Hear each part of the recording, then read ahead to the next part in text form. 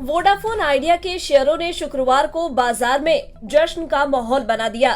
लंबे वक्त से पिटाई का शिकार वोडाफोन आइडिया के शेयर शुक्रवार को तगड़ी छलांग लगाकर ₹6.15 पर खुले। गुरुवार को वोडाफोन आइडिया के शेयर ₹6.05 पर बंद हुए थे। सुबह के कारोबार के दौरान तो ये उछलकर ₹6.65 पर पहुंच गए थे। गुरुवार के बंद भाव के हिसाब से देखें तो वोडाफोन आइडिया के शेयरों में ये करीब 10% की तेजी बैठती है।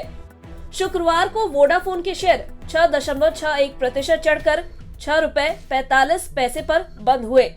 वोडाफोन आइडिया के शेयरों में आई इस जबरदस्त तेजी ने सभी को चौंका दिया। आखिर ऐसा क्या हुआ कि वोडाफोन आइडिया के शेयर एकदम से उछल गए?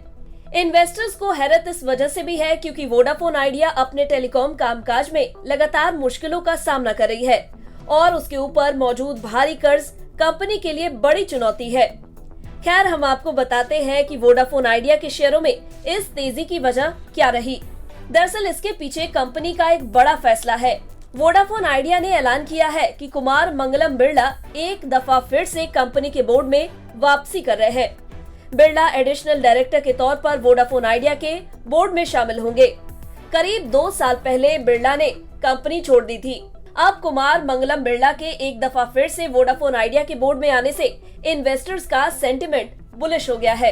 इन्वेस्टर्स को शायद लग रहा है कि बिरला के आने से वोडाफोन आइडिया फिर से टेलीकॉम इंडस्ट्री में अपना दम दिखा सकती है। इससे ये भी उम्मीद पैदा हो रही है कि कंपनी अपनी मौजूदा दिक्कतों से निकलने के लिए कमर कस चुकी है और वो ऊंचे कर्ज और घटते सब्सक्राइबर्स की चुनौती से निपटने के लिए तैयार है।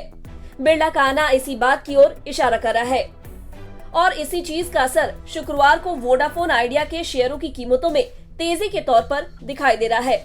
बिरला के अलावा एक और अपडेट वोडाफोन आइडिया में हुआ है। वो है कि आदित्य बिरला ग्रुप की कंपनी अल्ट्राटेक सीमेंट के पूर्व टॉप एग्जीक्यूटिव कृष्ण किशोर माहेश्वरी ने कंपनी छोड़ दी है। वे वोडाफोन आइडिया में नॉन एग्जीक्यूटिव डायरेक्टर के पद पर थे। बीते कुछ वर्षों में वोडाफोन आइडिया के शेयरों ने इन्वेस्टर्स को बुरी तरह से निराश किया है और इसके शेयरों का परफॉर्मेंस कंपनी की लगातार खराब होती हालत को दिखाती है। पिछले एक महीने में ये शेयर भले ही 2.38% चढ़ा है, लेकिन इस साल अब तक इसमें करीब 20% गिरावट रही है।